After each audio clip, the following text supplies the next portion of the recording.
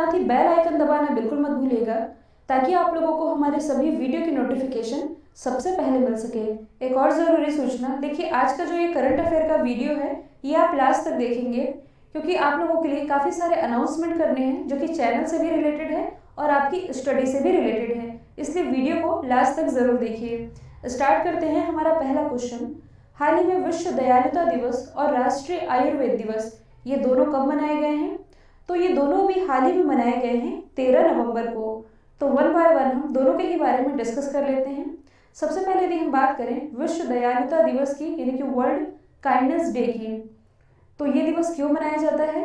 तो देखिए लोगों को एक पॉजिटिव एनर्जी और सोसाइटी यानी कि समाज में अच्छे कामों को प्रोत्साहित करने के लिए ये दिवस मनाया जाता है।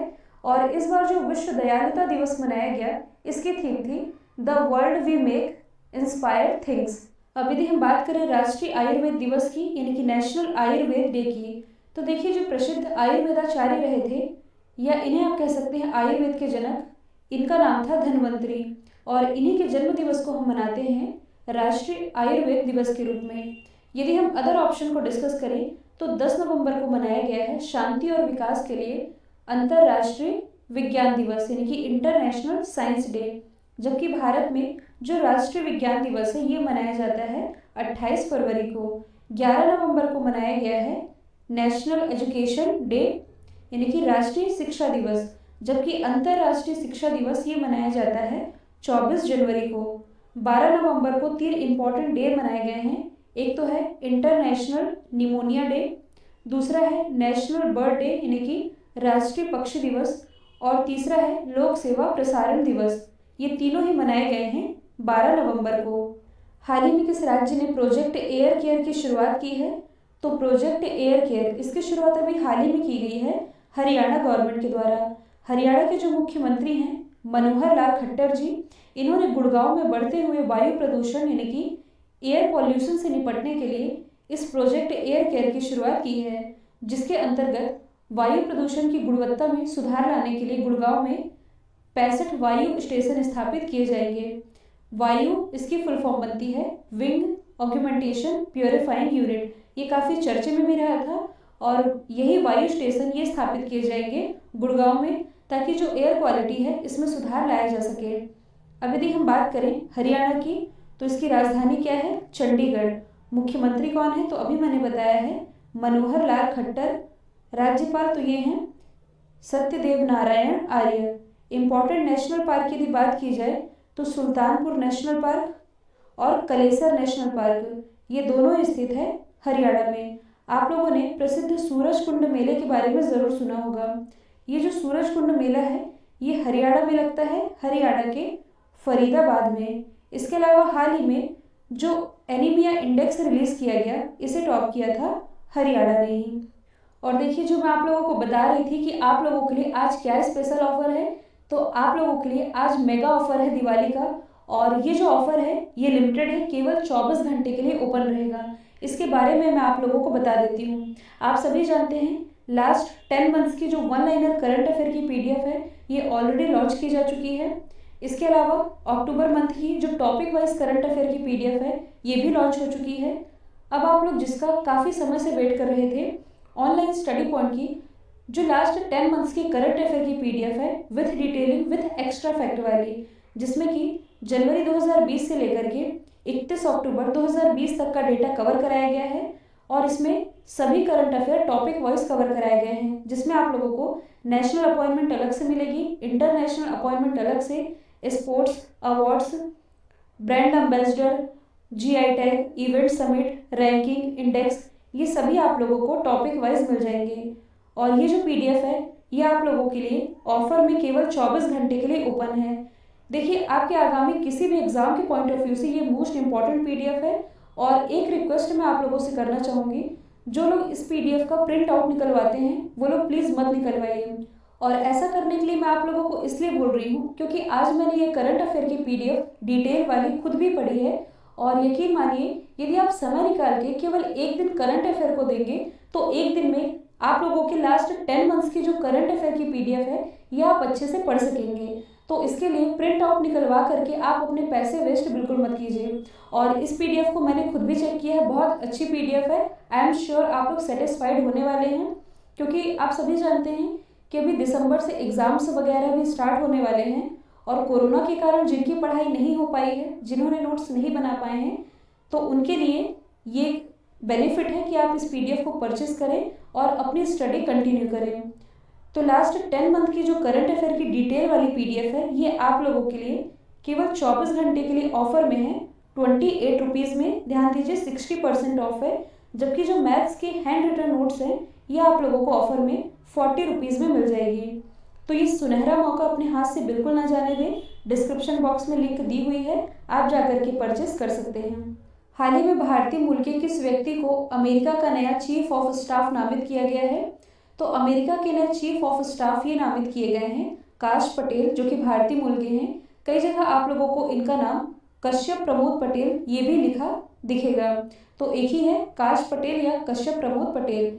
देखिए अमेरिका के जो रक्षा सचिव हैं इनका नाम है क्रिस मिलर, और क्रिस मिलर का ही नया चीफ ऑफ स्टाफ ये चुना गया है काश पटेल को, जो कि स्थान लेंगे जेन स्टीवर्ट का। जेन स्टीवर्ट जिन्होंने एक दिन पहले ही इस्तीफा दिया था, और इन्हीं के स्थान पर नए चीफ ऑफ स्टाफ ये बन गए हैं भारतीय मूल के काश पटेल। देखिए अभी बीते कुछ दिनों में कई ऐसे भारतीय नाम हैं जिनकी नियुक्ति दूसरे देशों की कैबिनेट में की जा रही है, तो उन्हीं का हम रिवीजन कर लेते हैं। जैसे कि प्रीति पटेल, कुछ समय पहले ही इनकी नियुक्ति ब्रिटेन कैबिनेट में गृह सचिव या आप कह सकते हैं गृह मंत्री के रूप में की गई है। और अभी हाल ही में प्रियंका राधाकृष्णन, इनकी नियुक्ति न्यूजीलैंड कैबिनेट में बतौर मंत्री के रूप में की गई है। न्यूजीलैंड की दोबारा से प्राइम मिनिस्टर ये जेसिका अर्डर्न बनी, और इन्हीं की कैबिनेट में भारतीय मूल की प्रियंका राधाकृष्णन को शामिल किया गया है, और न्यूजीलैंड कैबिनेट में शामिल होने वाली ये पहली भारतीय बन गई हैं। जबकि यदि हम बात करें प्रीतम सिंह की, तो देखिए ये रिलेटेड है सिंगापुर से। मैंने आप लोगों को बताया भी था कि भारतीय मूल के जो प्रीतम सिंह है ये सिंगापुर की संसद में विपक्ष के पहले नेता बने हैं, ये भी भारतीय मूल के ही हैं, तो ये सभी आप याद रख सकते हैं। हाल ही में भारतीय नौसेना ने किस पनडुब्बी का अनावरण किया है? तो हाल ही में जो इंडियन नेवी है इसने 5वीं स्कॉर्पियन पनडुब्बी का अनावरण किया है, जिसका नाम है वागीर। कई जगह आप लोगों को इसका नाम वजीर भी देखने को मिलेगा, मुझे मोस्टली जगह इसका नाम वागीर देखने को मिला है। और देखिए ये जो पनडुब्बी है ये एंटी सरफेस वॉरफेयर, माइन बिछाने और खुफिया निगरानी जुटाने का काम करेगी, और इसका यह अनावरण किया है इंडियन नेवी ने। इंडियन नेवी की स्थापना हुई थी 1612 में, हेडक्वार्टर स्थित है नई दिल्ली में। इंडियन नेवी के चीफ कौन है? तो ये है एडमिरल कर्मवीर सिंह। इंडियन नेवी का मोटो क्या है? तो ये है श्रम नो वरुणा। यदि हम अदर ऑप्शन को डिस्कस करें तो कलवरी और करंज ये भी पनडुब्बी ही हैं। वागीर के बारे में मैंने आप लोगों को बता दिया है। देखिए जो सिंधु वीर है ये एक पनडुब्बी है जो कि चर्चे में रही है, और क्यों चर्चे में रही है? तो ये क्वेश्चन रिलेटेड है इंटरनेशनल रिलेशन वाले टॉपिक से। अभी जो अपना देश भारत है ये किस देश को सिंधु वीर सौंप रहा है? तो भारत के द्वारा म्यांमार कंट्री को INS सिंधु वीर ये सौंपा जा रहा है, जिसके बाद से म्यांमार की नेवी का ये पहला पनडुब्बी होगा, तो ये भी आप याद रख सकते हैं। और देखिए कल भी मैंने आप लोगों को बताया था कि यदि आप लोगों को इंग्लिश मुश्किल लगती है समझने में, सीखने में, और इसे आप आसान भाषा में यदि समझना चाहते हैं तो आप रानी सिंह मैम से जुड़ सकते हैं, और इससे जुड़ने के लिए आप लोगों को अनअकैडमी को फॉलो करना होगा, जिसकी लिंक डिस्क्रिप्शन बॉक्स में दी हुई है। इनके द्वारा इंग्लिश की स्पेशल क्लास चलाई जा रही है, मॉक टेस्ट सॉल्व कराए जा रहे हैं, और आप लोगों को 3 मॉक टेस्ट मिलेंगे और इसका 3 एनालाइज करवाया जाएगा। इसका शेड्यूल क्या है? तो 30 नवंबर से लेकर के 27 नवंबर तक, तो आप इससे जुड़ना बिल्कुल मत भूलिएगा। हाल ही में राजेंद्र दर्डा द्वारा लिखी गई किताब जिसका नाम है माझी बीर, या हिंदी में इसका मतलब है मेरी दीवार, इस किताब को किसके द्वारा लॉन्च किया गया है? तो देखिए माझी भीत किताब लिखी गई है राजेंद्र दर्डा के द्वारा, और इसे लॉन्च किया गया है भगत सिंह कोश्यारी के द्वारा।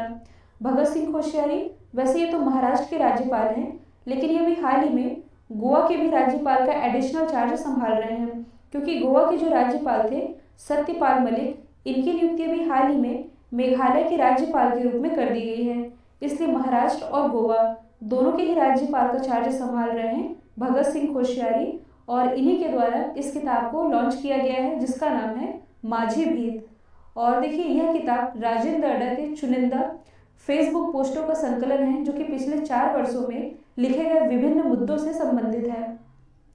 अब यहाँ बुक लॉन्च किए जाने की बात की जा रही है, तो हाल ही में जो प्राइम मिनिस्टर नरेंद्र मोदी जी हैं, इनके द्वारा बाला साहब विखे पाटिल की आत्मकथा लॉन्च की गई है, जिसका नाम है वीर चा करणी, जो कि मराठी में है। हिंदी में इसका मतलब है कि देश की सेवा के लिए या दूसरों की सेवा के लिए जीवन समर्पित कर देना। यदि हम बात करें प्रकाश जावड़ेकर जी की, तो हाल ही में इन्होंने एम वेंकैया नायडू जी की जो किताब है कनेक्टिंग कम्युनिकेटिंग एंड चेंजिंग, इसे लॉन्च किया है। यदि हम बात करें गृह मंत्री अमित शाह जी की, तो हाल ही में इन्होंने नरेंद्र मोदी जी पर ही बेस्ड एक किताब लॉन्च की है, जिसका नाम है कर्म योद्धा ग्रंथ। हाल ही में किस राज्य के मुख्यमंत्री ने सेशा समाधान मोबाइल एप्लीकेशन लॉन्च किया है? तो ये भी हाल ही में लॉन्च किया गया है ओडिशा के मुख्यमंत्री नवीन पटनायक जी के द्वारा। और इस मोबाइल एप्लीकेशन का पर्पस क्या है, यानी कि उद्देश्य?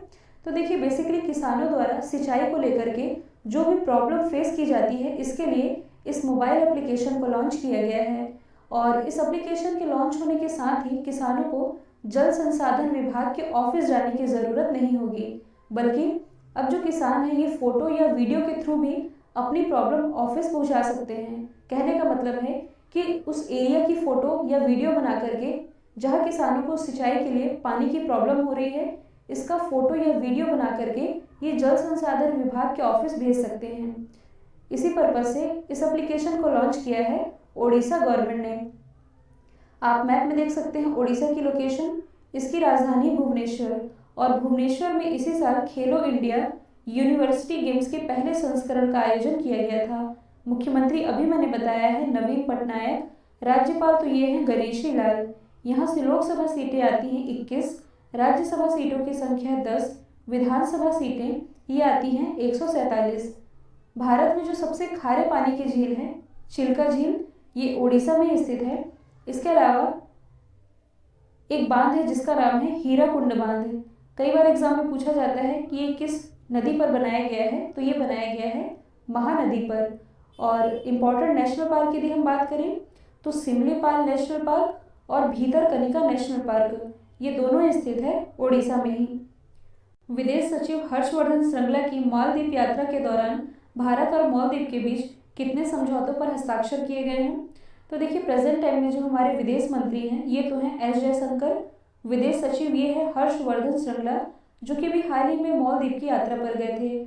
और इस यात्रा के दौरान दोनों ही देशों के बीच यानी कि भारत और मालदीव के बीच कुल 4 समझौतों पर हस्ताक्षर किए गए हैं। और इन समझौते से दोनों ही देशों के बीच के जो रिलेशन है ये और मजबूत होंगे। और देखिए कुछ समय पहले की बात है, आप सभी जानते हैं जो मालदीव टूरिज्म यानी कि मालदीव पर्यटन उद्योग है जो, ये कोविड-19 के कारण बहुत बुरी तरह से प्रभावित हुआ है। और इसलिए सितंबर 2020 की ये बात है, जो अपना देश भारत है इसने मालदीव को 250 मिलियन अमेरिकी डॉलर का ऋण भी प्रदान किया था। यदि हम बात करें मालदीव की, तो कैपिटल है माले, करेंसी है रुपया, यहाँ के जो प्रेसिडेंट है ये है इब्राहिम मोहम्मद सोलिह। भारत और मालदीव के बीच एक एक्सरसाइज होती है जिसका नाम है इकोविड एक्सरसाइज, जो कि आयोजित की गई थी महाराष्ट्र के पुणे में। हाल ही में बॉलीवुड एक्टर सोनू सूद के द्वारा लिखी गई किताब का नाम क्या है? तो ये क्वेश्चन भी बुक्स एंड ऑथर से रिलेटेड है, लेकिन मैंने इसे दूसरे तरीके से सेट किया है। तो हाल ही में जो बॉलीवुड एक्टर है सोनू सूद, इनके द्वारा जो किताब लिखी गई है इसका नाम है आई एम नो मसीहा। आप सभी जानते हैं कोविड-19 महामारी के बीच इन्होंने गरीबों की काफ़ी हेल्प की थी, जिसके बाद से इनका नाम काफ़ी चर्चे में भी आया था। और इन्हें गरीबों का मसीहा ऐसा टाइटल भी दिया जा रहा था। तो इसी पर इन्होंने एक किताब लिखी है जिसका नाम है आई एम नो मसीहा, जो कि कुछ समय में लॉन्च की जाएगी। और देखिए सोनू सूद ने जो गरीबों की हेल्प की थी महामारी के बीच, इसके लिए इन्हें यूएनडीपी यानी कि यूनाइटेड नेशन डेवलपमेंट प्रोग्राम ने स्पेशल ह्यूमैनिटेरियन एक्शन अवार्ड से भी नवाजा था। इसके अलावा यदि हम बात करें, जो सोनू सूद है ये भी हाल ही में एजर इंडिया, जो कि एक पीसी ब्रांड है, इसके ब्रांड एम्बेसडर बनाए गए हैं। यदि हम हाल ही में लॉन्च की गई किताबों की बात करें, तो your best day is today, ये किताब अभी हाल ही में लिखी गई है अनुपम खेर जी के द्वारा। How to become a writer, तो ये किताब प्रसिद्ध राइटर रस्किन बॉन्ड के द्वारा लिखी गई है। जबकि वन अरेंज्ड मर्डर ये किताब लिखी है चेतन भगत ने। उत्तर प्रदेश का वह कौन सा शहर है जो एक बार फिर से Guinness book of world record में अपना नाम दर्ज करवाने जा रहा है? तो आप सभी जानते हैं ये है अयोध्या। तो देखिए, इस बार फिर से भगवान राम की नगरी अयोध्या में लगभग 6 लाख दिए जलाए जाएंगे, जो कि एक नया वर्ल्ड रिकॉर्ड सेट करेगा। जो यहाँ के मुख्यमंत्री हैं योगी आदित्यनाथ जी, इन्होंने 2017 में अयोध्या में दीपोत्सव मनाने की शुरुआत की थी और तब यहाँ लगभग 1,65,000 दिए जलाए गए थे।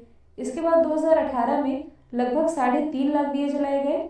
2019 में मतलब कि पिछले वर्ष लगभग 5.5 लाख दिए जलाए गए, जो कि एक नया वर्ल्ड रिकॉर्ड भी बनाया था। और इस बार फिर से मतलब कि अयोध्या में लगभग 6 लाख दिए जला करके अयोध्या फिर से Guinness book of world record में अपना नाम दर्ज करवाने जा रहा है। और ये जो 6 लाख दिए जलाएंगे, इसमें लगभग 29,000 लीटर तेल का यूज़ किया जाएगा। अयोध्या ये किस नदी के किनारे बसा हुआ है? तो ये बसा हुआ है सरयू नदी के किनारे, और इसका जो प्राचीनतम नाम था ये था फैजाबाद। अब यदि हम उत्तर प्रदेश के उन शहरों की बात करें जो कि चर्चे में रहे हैं, तो देखिए, हाल ही में उत्तर प्रदेश के मथुरा में भारत का पहला हाथी हॉस्पिटल यानी कि एलिफेंट हॉस्पिटल स्थापित किया गया है, जबकि एलिफेंट रिहेबिलिटेशन सेंटर ये स्थापित किया गया है केरल में। यदि हम बात करें सहारनपुर की, तो भारत का पहला मास्क एटीएम ये लॉन्च किया गया है सहारनपुर से, जो कि यूपी में ही स्थित है। जबकि भारत का पहला हेल्थ एटीएम ये लॉन्च किया गया है लखनऊ के 4 बाग रेलवे स्टेशन से। भारत का पहला चंदन संग्रहालय ये कहाँ खोला गया है? तो ये जो भारत का पहला चंदन संग्रहालय है ये ओपन किया गया है कर्नाटक में, कर्नाटक के अशोकपुरम में। तो देखिए, जो क्षेत्रीय वन विभाग है मतलब कि वहाँ का जो वन विभाग है, इसने चंदन की खेती के महत्व के बारे में किसानों को शिक्षित करने के लिए इसकी स्थापना की है। तो भारत का पहला चंदन संग्रहालय ये कर्नाटक में स्थापित किया गया है। कर्नाटक की यदि हम बात करें तो इसकी राजधानी क्या है? बेंगलोर, जो कि वृषभावती नदी के किनारे बसी हुई है। और बेंगलोर में ही भारत का पहला गर्ल्स फुटबॉल एकेडमी ये स्थापित की गई है। मुख्यमंत्री कौन है? तो ये है BS येदियुरप्पा। राज्यपाल है वजुभाई बाला। देखिए, इंपॉर्टेंट नेशनल पार्क की यदि हम बात करें तो अलसी, नागरहोल, कुद्रेमुख और बन्नरघट्टा नेशनल पार्क ये सभी स्थित है कर्नाटक में ही। अब इस क्वेश्चन में बात की जा रही है भारत के पहले की, तो आप अदर ऑप्शन को रिलेट कर सकते हैं। जैसे कि ये तो है चंदन संग्रहालय यानी कि सैंडवुड म्यूजियम। यदि आपसे पूछा जाए कि भारत का पहला रेलवे म्यूजियम कहाँ स्थापित किया गया है, तो ये दिल्ली में स्थापित किया गया है। जबकि भारत का जो पहला मैरीटाइम म्यूजियम है यानी कि समुद्री संग्रहालय ये स्थापित किया गया है गुजरात में, गुजरात के लोथल में। भारत के पहले से आप छत्तीसगढ़ को कैसे रिलेट कर सकते हैं? तो देखिए, भारत का जो पहला गार्बेज कैफे है ये छत्तीसगढ़ के अंबिकापुर में स्थापित किया गया है। जबकि भारत का पहला ई कचरा क्लिनिक ये स्थापित किया गया है मध्य प्रदेश की राजधानी भोपाल में। कल मैंने आप लोगों से पूछा था इम्पैक्स इंडेक्स में कौन सा राज्य टॉप पर रहा? राइट आंसर था केरल। अब आप लोगों के लिए आज का सवाल है, हाल ही में दुनिया का पहला 6G एक्सपेरिमेंट सैटेलाइट ये किसने लॉन्च किया है? तो इसका जो भी आंसर है कमेंट बॉक्स में बताइएगा। आज दिवाली है, प्लीज़ अपना फीडबैक भी ज़रूर दीजिएगा। आप कब से चैनल में जुड़े हैं, आप लोगों ने क्या सीखा है, ये सब कुछ बताइएगा। वीडियो यदि पसंद आया है तो एक लाइक कीजिए, साथ ही एटलीस्ट एक स्टडी रिलेटेड ग्रुप में शेयर करना बिल्कुल मत भूलिएगा। तो आज के लिए इतना ही। Thank you so much.